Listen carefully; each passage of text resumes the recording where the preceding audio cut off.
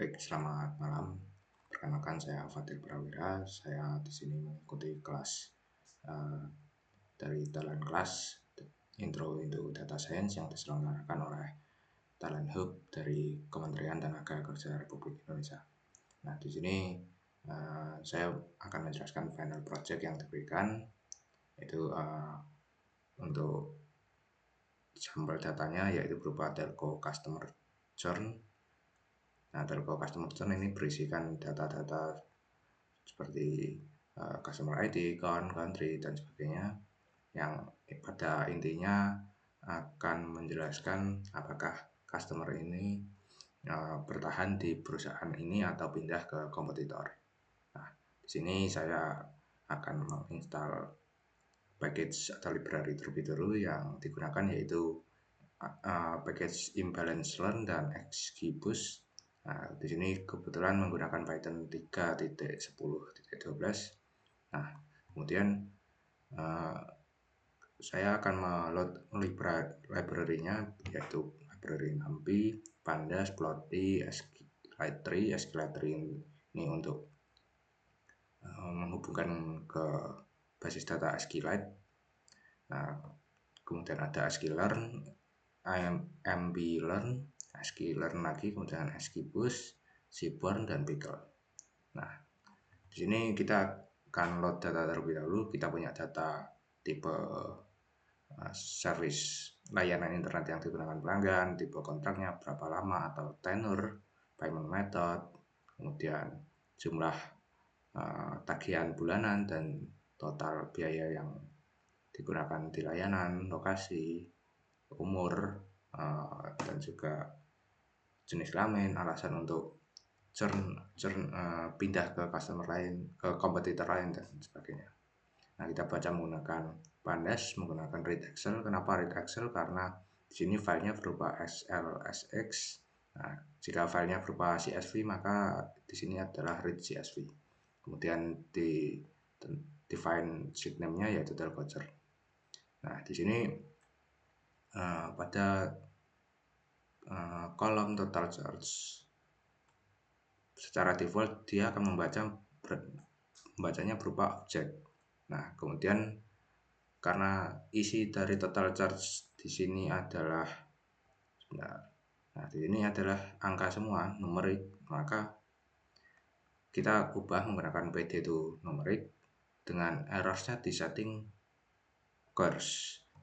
Ini maksudnya first invalid parsing menjadi none, not a number. Nah, kemudian kita hapus kolom count karena tidak relevan. Kita outputkan info-infonya dan display data frame-nya. Nah, di sini terlihat total charge sudah berubah menjadi float 64. Kenapa float? Karena di sini datanya berupa mata uang yang ada komanya, angka desimalnya. Nah, kita lihat di sini sudah terload datanya. Nah, karena coursing effect tadi menghasilkan data not a number atau bisa dibilang nol, maka kita akan handling missing value-nya. Missing value-nya ini tidak usah di di drop karena sebetulnya tidak terlalu berpengaruh juga. Nah, kita replace saja menggunakan formula ini, calculated charge sama dengan monthly charge dikali the months. Nah, di sini kita lihat dulu seberapa banyak data yang nol menggunakan df.isna. Isna ini bisa juga is0 ya. Jadi lihat berapa banyak kolom yang nol, kemudian di sum ini untuk jumlahnya dari yang nol ini berapa saja. Nah, kita dapat di sini total charge ada 11. Nah, churn reason ini 5000 karena dia berupa teks seperti ini yang paling kanan, tapi tidak kita gunakan nanti. Nah, kita buat kolom baru, calculator charge dengan rumus yang tadi, monthly charge dikali tenor months, dan kita replace menggunakan rumus tadi. Kita cari dulu menggunakan numpy where df data frame total charge yang isna sama dengan true kita ganti menggunakan kalkulator charge yang kita hitung tadi di atas ini. Kalau tidak nol, kita tetap saja gunakan total charge. Nah, itu kita masukkan ke kolom total charge. Kemudian kita drop kolom kalkulator charge-nya karena tidak kita gunakan lagi. Kemudian kita cek lagi di isnasum. Nah, total charge sekarang 0 yang datanya sifatnya 0. Kemudian kita lakukan exploratory data analysis atau EDA. Kita buat pie chart dulu supaya kita tahu berapa sih customer yang churn atau non churn menggunakan churn label dan customer ID. Kita gunakan Plotly. Di sini saya ambil dari dokumentasi resminya. Kita grup dulu churn labelnya. Kemudian kita ambil hanya kolom customer ID. Kita count. Kemudian kita reset index. Kenapa di reset index? Karena kadang-kadang di data frame itu datanya kita di awal sudah urut, kemudian kita ubah. Misal tadi di total charge itu, nah jadinya datanya bisa tidak urut indeksnya. Jadi kita reset. Kemudian values customer ID, kemudian name churn label kita show. So kita dapat diagram pie chartnya. Nah, tidak ada. Sorry. Nah, di sini yang merah adalah churn labelnya yang yes, artinya dia pindah ke kompetitor. Ada 1869 customer. Churn label no 5000 sekian. Nah, kemudian kita tampilkan 15 kota yang memiliki customer terbanyak menggunakan city dan customer ID. Ditampilkan menggunakan bar chart. Sama menggunakan Plotly. Kita Plotly bar data frame di group by dulu ke city. Kemudian diambil customer ID-nya. Kita hitung ada berapa. Jadi bukan di sum. Menggunakan reset index. Kita sort berdasarkan jumlah customer ID yang terbanyak. Nah, terbanyak itu ascending false, berarti descending. Dan kita ambil yang paling atas ada 15 menggunakan head. Nah, sumbu X-nya city, jadi di bawah sini city. Sumbu Y-nya customer ID ke atas sini. Color-nya menggunakan customer ID di sini, legendanya atau color-colornya. Text-nya customer ID, jadi teks di kanan sini. Nah, kelihatan di sini paling awal ada Los Angeles ada 305, paling akhir ada Whittier ada 30. Kemudian kita menampilkan histogram untuk menampilkan berapa lama sih customer ini loyal ke perusahaan kita menggunakan tenor month dan churn label. Di sini histogram kita gunakan untuk menampilkan distribusi. Contohnya di sini hasil yang sudah ada, kita lihat dulu di diagram di bawahnya. Nah, di bawahnya ini yang merah no, yang biru yes. Merah ini kita lihat datanya minimal 0, maksimal 72, kuartil 3 ada 61, median 38, kuartil pertama 15. Dan juga di sini ada data dari churn label yes. Nah, bisa dilihat. Kemudian kita lanjutkan eksploratorinya ke heatmap. Di heatmap ini kita gunakan untuk melihat korelasi gimana sih tipe-tipe kontrak ini mempengaruhi churn dari customer atau loyalitas. Nah, kita gunakan cross tab dulu. Kenapa cross tab? Soalnya kita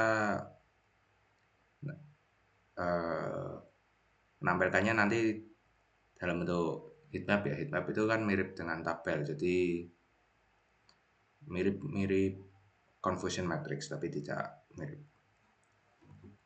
Nah, di sini kita ambil yang yes saja. Kenapa? Karena yang loyal yang akan dihitung. Kita gunakan plotly grab object. Nah, di sini disimbolkan pakai go figure. Nah, ini bisa dibaca sendirilah ya. Pakai heat map, pakai sumbu z-nya data value, column, dan index dan sebagainya. Nah, di sini dihasilkan korelasinya month to month, 1 year, 2 year. Nah, loyalitas yang month to month 1600, jadi nggak sampai setahun loyalnya. Yang di atas dalam jangka waktu 1 tahun ada 100-an orang, dalam jangka 2 tahun ada 48 orang. Kemudian kita coba eksploratorinya menggunakan SQL. Nah, di sini kita aksesnya pakai SQLite Tree. Di sini kita connect dulu ke database engine-nya. Nah, dia langsung membuatkan database yang kita minta, dc16 final project.db. Nah, jika belum ada, maka dia akan otomatis membuatkan di file sini. Nah, dia akan otomatis membuatkan. Sebelumnya ini tidak ada. Nah, kemudian kita convert data frame yang kita punya ke SQL pakai df2 SQL. Nama tabelnya final project, koneksinya dari sini. Jika sudah ada tabel, replace dengan yang kita miliki sekarang. Dan indeksnya di false. Kemudian kita buat objek cursor untuk menjalankan komen-komennya. Nah, kita cari dulu top 10 cities-nya itu yang memiliki customer paling loyal. Mirip-mirip kalau tadi pakai head 15, ini pakai limit 10. Kita select city, kemudian count, hitung berapa customer ID-nya. Nah, ini di as current churn count. Kenapa begitu? Karena kalau ditampilkan ini tidak bermakna. Kemudian dari tabel final project, where churnable yes, karena kita mencari berapa jumlah customer sih yang loyal pada kita, di grup menggunakan city, di order by churn count, descending itu dari terbesar ke terkecil, kemudian di limit 10 karena permintaannya 10 city yang terbanyak. Dihasilkan Los Angeles 90 dan sampai Stockton 12. Kemudian kita cari total charge dari customer, jadi total tagihan ya, yang rata-rata tagihannya pada customer yang payment methodnya mail check dan juga total charge-nya positif, yaitu tidak lebih dari 0.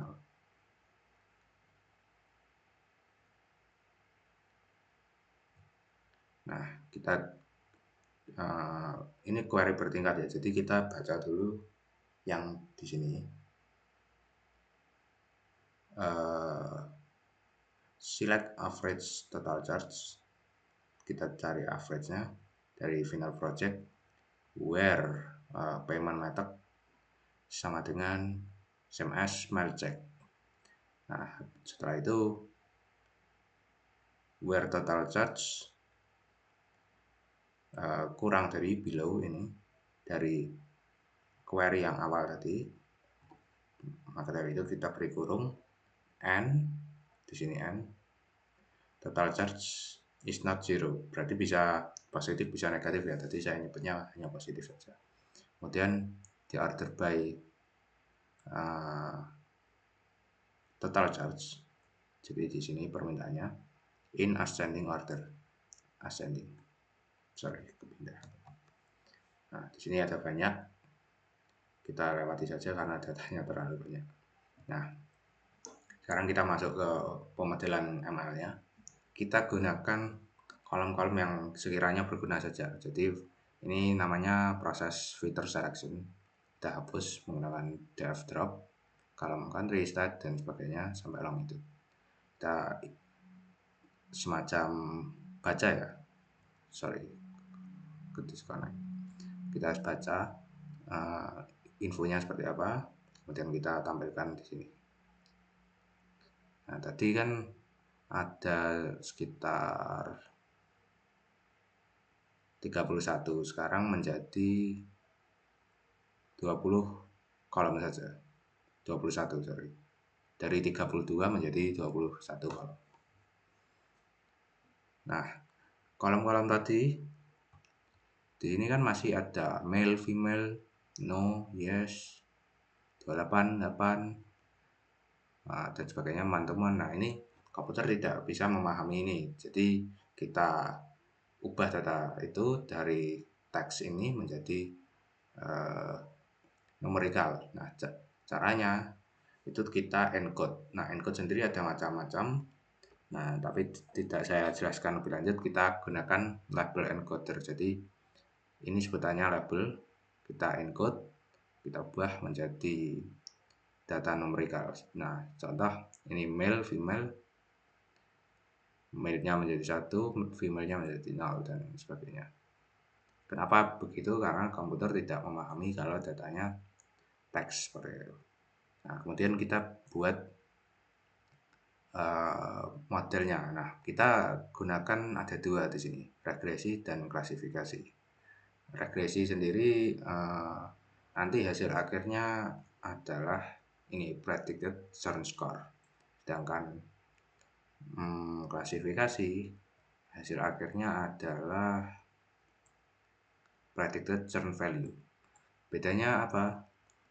Kalau klasifikasi ya kita berusaha memprediksikan mana yang bakal churnnya yes atau churnnya no. Nah, kalau regresi kita berusaha memprediksi berapa sih kemungkinan, atau ya bisa dibilang kemungkinan skor dari si customer ini untuk loyal ke kita atau pindah ke kompetitor. Nah, kita jelaskan dulu codingannya. Nah, kita buat dulu XY-nya, X-nya kita drop dari kolom churn score. Nah, tapi kita pindahkan ke Y. Kita train test split dengan size-nya 0,2, jadi trainingnya 80%, test size-nya 20%. Kita pakai XGBoost regressor karena kita biar mudah ya daripada membuat sendiri. Estimatornya sekitar 1000, learning rate-nya 0,01. Nah, ini saya kurang tahu apa, mungkin bisa dijelaskan di kesempatan yang lainnya. Kita fit trainingnya ke model regresi, kemudian kita buat supaya ini bisa menghasilkan model ya. Kemudian kita prediksi yang X supaya menghasilkan Y prediksi ini. Kita bisa evaluasi menggunakan mean square error, mean absolute error, R2 score, R kuadrat score. Nah, di sini dihasilkan nilai 260, ini hasil mean ya. Mean itu rata-rata atau average. Kemudian mean absolute error, jadi misal di sini 82, bisa aja maksimalnya plus minus 90,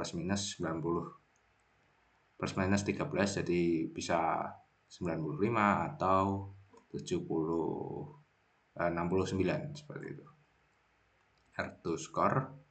Nah, ini ada 0,41, ini maksudnya persen ya, 41% kemungkinan prediksi kita benar.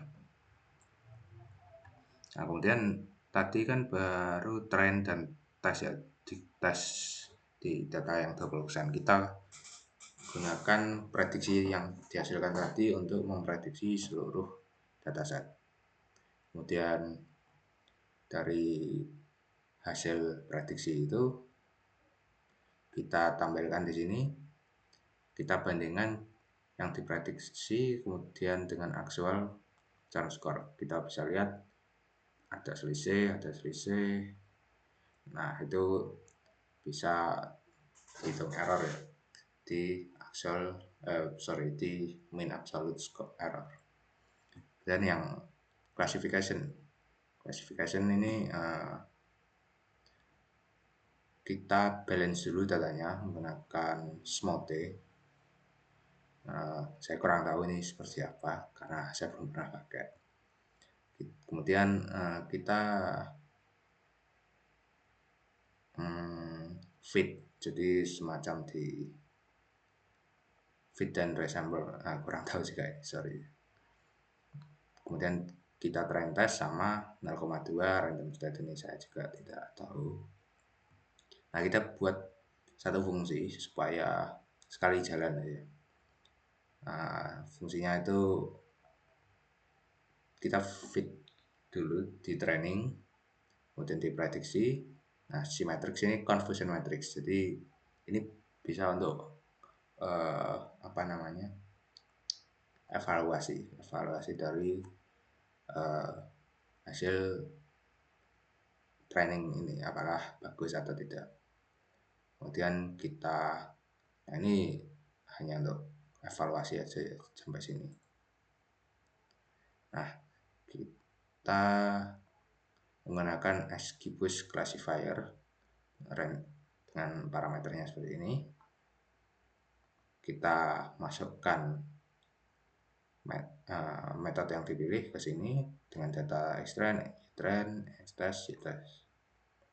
Nah, didapatkan ROC AUC 94,65, model akurasi 94,69. Nah, gambar biru ini saya kira mirip confusion matrix ya, jadi ini 1 true positif, ini 0 true negatif, jadi bisa dibilang cukup akurat. Nah, setelah tadi didapatkan modelnya, kita coba prediksi ke satu dataset. Kita masukkan prediction 2, kita tampilkan di sini ada predicted churn value dan actual churn value. Jadi bilang ya cukup akurat ya, karena ada 1-2 yang meleset. Nah, setelah kedua model itu dihasilkan, kita bisa ekspor untuk di deploy menggunakan pickle. Ini format filenya .pkl. Kita buat XGB classifier, XGB regression. Nah, jika misal di kemudian hari pengen memprediksi, kita bisa tinggal masukkan datanya ke kedua model ini. Nah, ini sudah jadi kedua modelnya. Kita bisa buat API untuk nge-hit untuk memprediksi di model-model ini, dan juga misal di Android kita bisa masukkan tapi bukan menggunakan format pickle, menggunakan format TF-Flight seperti itu. Nah, begitulah penjelasan saya tentang final project dari talent class Talenthub Kemnaker. Ada kurangnya saya mohon maaf. Terima kasih.